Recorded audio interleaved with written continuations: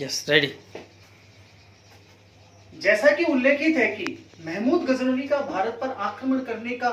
के पीछे जो उसका प्रमुख उद्देश्य था वो था भारत में एक तरीके से इस्लाम का प्रचार प्रसार करना ही नहीं बल्कि भारत से अथाह धन प्राप्त करना। भारत में इस्लाम का प्रचार प्रसार करने का उल्लेख उल उत्वी अपनी पुस्तक तारीख यामिनी में करता है, जिसकी हम बात कर चुके हैं। यहां प्रोफेसर हबीब लिखते हैं कि महमूद गजनवी जो कि भारत पर उसने जो आक्रमण किया, उन आक्रमणों के पीछे उसका मुख्य उद्देश्य था भारत से अथाह धन प्राप्त करना, अर्थात भारत से धन प्राप्त करके वो वापस अपने गजनी प्रदेश जाना चाहता था और वही उसने किया। यहां चाहे हम कन्नौज के मंदिर की बात करें, चाहे सोमनाथ के मंदिर की बात करें या मथुरा पर आक्रमण की बात करें, यहां से जितने भी मंदिरों को उसने लूटा और लूटने के पश्चात वो वापस पुणे जब गजनी गया, कहा जाता है कि महमूद गजनवी जिसने अत्यधिक धन का संग्रह किया वो एक लालची प्रवृत्ति का व्यक्ति था, वो लोभी था। यहां हावेल महोदय एक अंग्रेज इतिहासकार हुए, उन्होंने यह स्पष्ट किया है कि यदि महमूद गजनवी को इस बात की जानकारी प्राप्त हो जाती कि बगदाद के खलीफा के पास सोमनाथ के मंदिर से भी ज्यादा धन है, तो संभवतः वह बगदाद के खलीफा पर भी आक्रमण कर देता। अर्थात हावेल महोदय यह कहते हैं कि महमूद गजनवी की जो चारित्रिक विशेषता है, उस विशेषता में कहता है कि वो एक प्रकार से धन का लोभी था। कुछ इतिहासकारों का यह मानना भी है कि जब वो अपनी अंतिम यात्रा पर था, अर्थात जब मृत्यु शैया पर था, तब उसने अपने जितने भी मंत्री थे, जितने भी सेना नायक थे, उन सभी को बुलाया और बुला करके उसने ये कहा कि मेरी एक अंतिम इच्छा यह है कि मैंने इस संसार में जितना भी धन प्राप्त किया है वो सारा धन मेरी नजरों के सामने रख दिया जाए। तो कहने का मतलब कि यहां महमूद का भारत पर जो आक्रमण करने का मुख्य उद्देश्य था, यहां आधुनिक इतिहासकार ये मानते हैं कि वो भारत से अथाह धन प्राप्त करना चाहता था और इसी उद्देश्य से उसने भारत पर आक्रमण किया।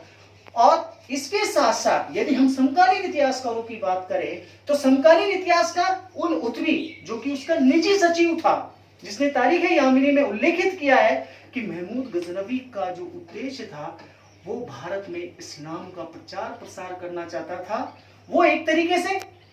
मूर्ति भंजक था, मूर्तियों को तोड़ने वाला था। इसलिए कहा जाता है कि उसने जितने भी मंदिरों पर आक्रमण किया, वहां रखी हुई प्रतिमाओं को उसने न केवल नष्ट किया बल्कि उसके द्वारा यहां काफी तादाद में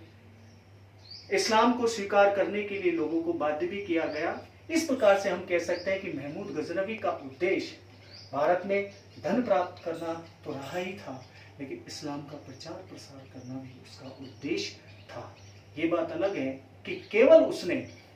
पंजाब जो कि सीमांत प्रांत था, पंजाब में उसने अपने जाते वक्त उसने अपनी यहाँ शासन सत्ता स्थापित की, यहाँ अपना एक प्रतिनिधि छोड़ करके भी वो चला गया, लेकिन हिंदुस्तान के किसी अन्य राज्य में या ये कहें कि हिंदुस्तान में उसने किसी प्रकार की यहाँ अपनी सत्ता स्थापित करने का उसने प्रयास नहीं किया। केवल पंजाब में जरूर उसने अपनी यहाँ, जिससे कि वो गजनी और हिंदुस्तान के बीच में एक तरीके से वो रास्ता सुगम रहे और यहाँ से वो पूरी गतिविधियों को देख सके, इस प्रकार से उसने पंजाब में जरूर अपनी यहाँ शासन सत्ता स्थापित की। बाकी अन्य किसी राज्य में उसने अपनी शासन सत्ता स्थापित नहीं की।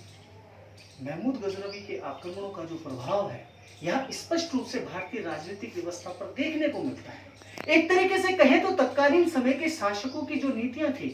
तत्कालीन शासकों की जो निर्बलता थी, उनका जो सैन्य व्यवस्था थी, उस व्यवस्था को वो उजागर करता है कि महमूद गजनवी ने जब भारत पर आक्रमण किया, चाहे हम सिंध की बात करें, मुल्तान की बात करें, चाहे हम कन्नौज की बात करें, थानेश्वर की बात करें, चाहे मथुरा की बात करें, चाहे सोमनाथ की बात करें, यहां जहां वो गया एक एक करके राजा उसके समक्ष नहीं टिक पाए। कहने का अभिप्राय कि यहाँ भारतीय नरेशों की जो सैन्य व्यवस्था की जो कमजोरी है वो स्पष्ट रूप से यहाँ दिखाई देती है। क्या भारतीय नरेशों के पास में इतनी सेना नहीं थी कि महमूद गजनवी के बढ़ते हुए जो प्रभाव था, उसका जो आक्रमण का जो सिलसिला प्रारंभ था, उसको रोक सके ऐसा कोई भी भारतीय नरेश नहीं हुआ जिन्होंने उसके आक्रमण को रोकने का प्रयास किया। दूसरी तरफ हम यह देखते हैं कि भारत की जो अथाह जो धन संपत्ति थी, जो मंदिरों में थी, वो एक तरीके से गजनी के साथ उसके प्रदेश में चली गई और यहाँ के जो मंदिरों के अंदर जो प्रतिमाएं थी वो प्रतिमाएं टूट गई। जैसा कि सोमनाथ के बारे में कहा जाता है कि सोमनाथ का मंदिर जो कि विश्व प्रसिद्ध मंदिर था, 1025 में जब महमूद गजनवी ने इस पर आक्रमण किया और इस आक्रमण के बाद में इस मंदिर को जिस तरीके से विध्वंस किया गया, इसको तोड़ा गया और उसको तोड़ने के पश्चात एक तरीके से ये भारत की जो स्थिति थी उस स्थिति को यहाँ उजागर करता है। भारत की जो सैन्य व्यवस्था थी उस सैन्य व्यवस्था को यहाँ स्पष्ट रूप से उजागर करता है। भारतीय नरेशों की कमजोरियों को यहाँ स्पष्ट करता है, किस तरीके से यहाँ का शासक राजधानी छोड़ करके चला गया। इस प्रकार से हम कह सकते हैं कि महमूद गजनवी के जो आक्रमण का जो प्रभाव था स्पष्ट रूप से ये दिखाई देता है कि अब वो दिन दूर नहीं था कि भारत में मुस्लिम सत्ता जल्दी ही स्थापित होने वाली थी। और इसी की बात हम अगली कड़ी में करेंगे, मोहम्मद गोरी जो कि अगला आक्रमणकारी आया था। Thank you.